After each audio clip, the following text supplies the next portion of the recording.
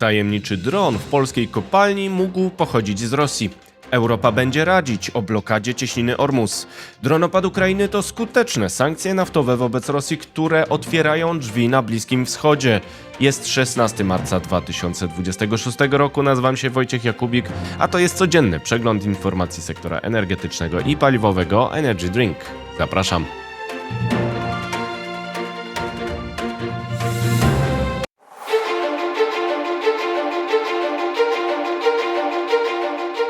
Partnerem kanału Energy Drink jest Orlen. Zaczynamy jak zawsze od informacji dnia. Dronopad bije w serce naftowe Rosji i otwiera Ukrainie drzwi na Bliskim Wschodzie. Ukraińcy kontynuują dronopad w Rosji, który ogranicza możliwości Kremla, gdy rosną jego przychody przez wojnę w Iranie. Drony dają także Kijowowi punkty na Bliskim Wschodzie. Chociaż rosyjskie przekazy przekonują, że ataki dronów Ukrainy przyczyniają się do wzrostu cen ropy drożejącej w obliczu wojny w Iranie, to w praktyce są obecnie wobec luzowania sankcji USA głównym czynnikiem ograniczającym przychody Kremla. W mediach rosyjskich oraz ośrodkach powtarzających przekazy Kremla na Zachodzie można się spotkać z tezą, że dronopad Ukrainy, a szczególnie uderzenia w infrastrukturę naftową i paliwową Rosji, to zagrożenie. Te ośrodki przekonują, że ataki dronów Ukrainy dodatkowo podnoszą cenę ropy, która rośnie przez wojnę w Iranie i kosztowała 16 marca o godzinie 6 czasu polskiego około $104 za baryłkę Brent.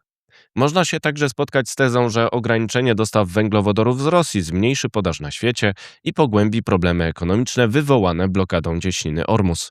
Rosjanie mogą chcieć w ten sposób zrazić świat do Ukrainy i promować powrót swych surowców na utracone rynki w Europie.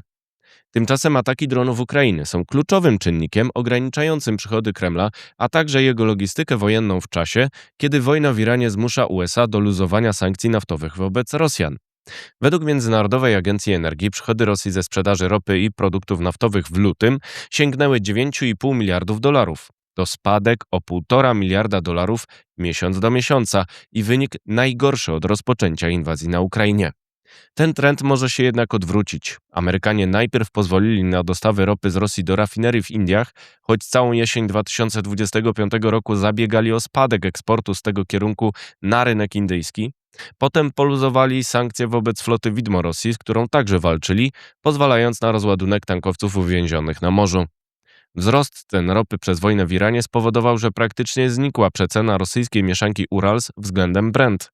Ostatnie luzowanie sankcji USA wobec Rosji zakończyło stygmatyzowanie ropy rosyjskiej i dało Putinowi znaczne nadmiarowe przychody, tłumaczy Robin Brooks z Brookings Institute.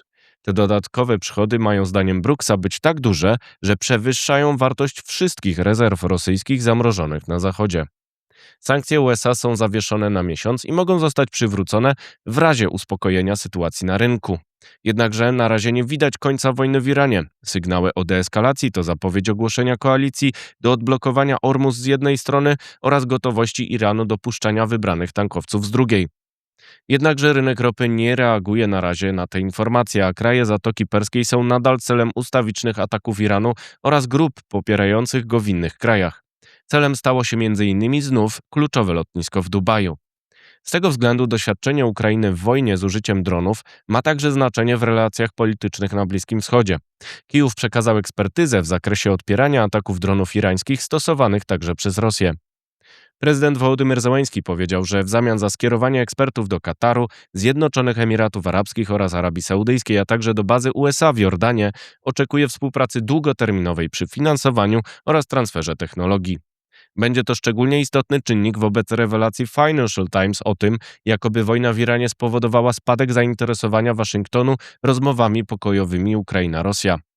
Rosyjska ofensywa wiosenna spaliła na panewce. Będzie zatem trwać wojna na wyniszczenie, której kluczowym elementem są ataki dronów. Ukraina będzie potrzebować zatem środków na zbrojenia oraz technologii obronnych do dalszego odpierania ataków Rosjan. Przez cały weekend trwał zaś dronopad Ukrainy nad Moskwą, który może częściowo tłumaczyć odcięcie stolicy od internetu używanego przez drony do namierzania celów. Władze miasta przekonują o zestrzeleniu ponad 160 urządzeń. Ukraińcy kontynuują także ataki na trasy eksportu ropy z Rosji. 14 marca drony uderzyły w rafinerię Afipski w kraju krasnodarskim. 15 marca trafili w przepompownię ropy w Tichorecku w tym samym regionie. 16 marca doszło do ataku na bazę paliw w Labińsku, także w kraju krasnodarskim. Infrastruktura naftowa w kraju krasnodarskim jest kluczowa z punktu widzenia eksportu ropy rosyjskiej przez Morze Czarne z użyciem naftoportów w Tułapse oraz Noworosyjsku. W okolicy znajduje się także rurociąg Caspian Pipeline Corporation. Ropa z Rosji i Kazachstanu trafia nim na rynki w Turcji, Chinach oraz Indiach.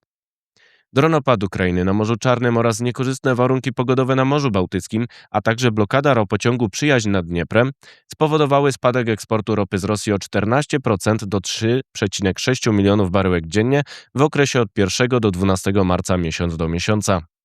Oznacza to, że dronopad Ukrainy to swoiste uzupełnienie sankcji zachodnich, które słabną na odcinku amerykańskim i są mniej skuteczne przez wzrost cen ropy.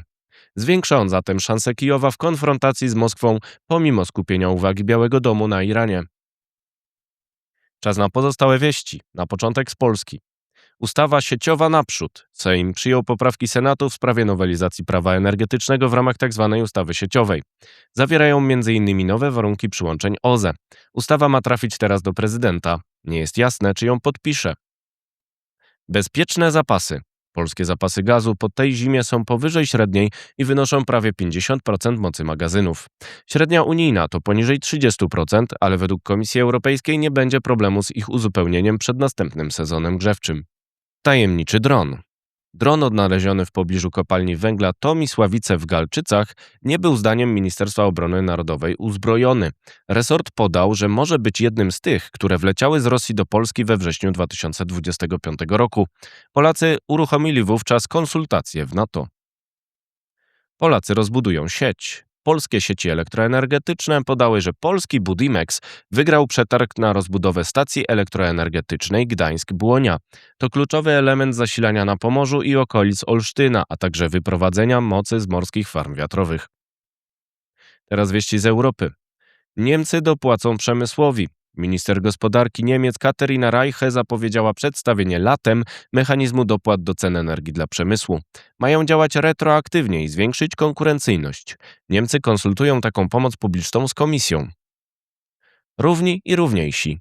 Rząd w Berlinie skrytykował zawieszenie sankcji naftowych wobec Rosji przez USA na miesiąc. Sam jednak wynegocjował z Amerykanami bezterminowe zawieszenie sankcji wobec udziałów rosyjskiego Rosnieftu w rafinerii Szwed, istotnej dla Polski.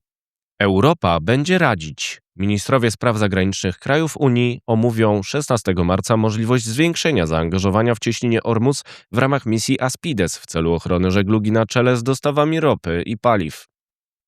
Lekcja z Naddniepru. Ukraina zamierza odbudować 4 gigawaty mocy wytwórczych zniszczonych w atakach Rosji. Całość zniszczeń to 9 gigawatów. Odbudowa zakłada zmiany mające zwiększyć odporność infrastruktury krytycznej. Doświadczenia Ukrainy mogą być istotne dla całej Europy. Jeszcze wieści ze świata. Inicjatywa jądrowa. Chiny, Brazylia, Belgia i Włochy dołączyły do inicjatywy jądrowej ze szczytu klimatycznego COP28 na rzecz potrojenia mocy elektrowni jądrowych na świecie do 2050 roku. Renesans jądrowy na świecie trwa. Offshore i gospodarka. Rozwój morskich farm wiatrowych w USA może doprowadzić według Oceanic Network do powstania 182 tysięcy miejsc pracy i wzrostu zapotrzebowania na stal krajową o wartości 42 miliardów dolarów. Rozmyte rozmowy. Administracja USA miała stracić zaangażowanie w rozmowy o pokoju na Ukrainie przez wojnę w Iranie. Rzecznik Kremla przyznaje, że jest widoczna pauza w negocjacjach. Przełamać blokadę. Według Financial Times Donald Trump wezwał NATO do pomocy przy wojnie w Iranie. Miał także naciskać na Chiny i sojuszników w Zatoce Perskiej na wspólne odblokowanie cieśniny Ormus.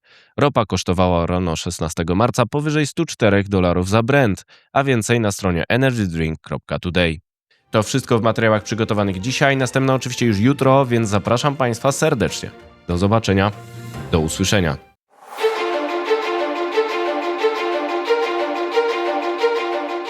Partnerem kanału Energy Drink jest Orlen.